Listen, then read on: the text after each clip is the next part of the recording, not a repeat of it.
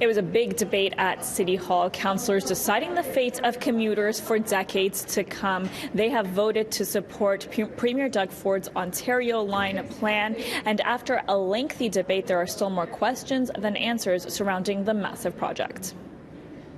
Plans change and change and change and change and change all over again.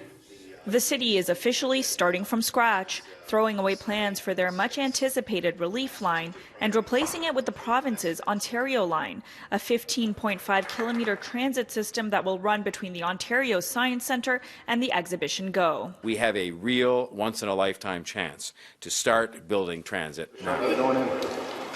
Calling it once in a lifetime because in a rare occurrence, all three governments are on board, willing to work together on the project. And it will mean $30 billion invested by other governments into Toronto transit expansion. This is a deal that is good for our city.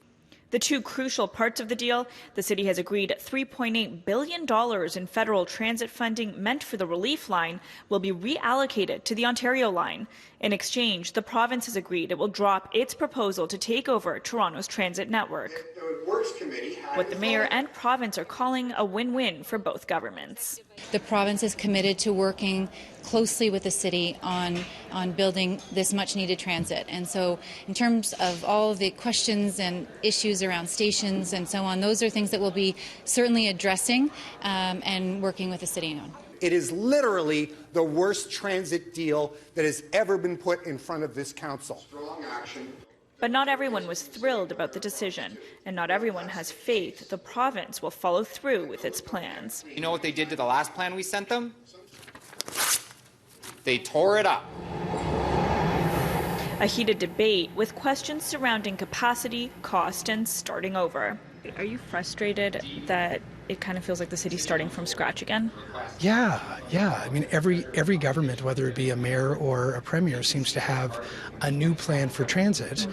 And it's far too often without any evidence backing it up. It's just sort of their new vision, or perhaps where they want to win some votes.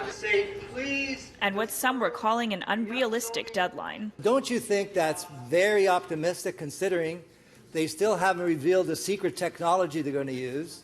The province saying the entire line will be complete by 2027. Do you think a relief line could have been completed earlier? We were at a point with the relief line design that was certainly more advanced than where we are today. However, what's being contemplated with the Ontario line, 15 kilometers, more stations, and the fact that it goes north, there's a lot of value.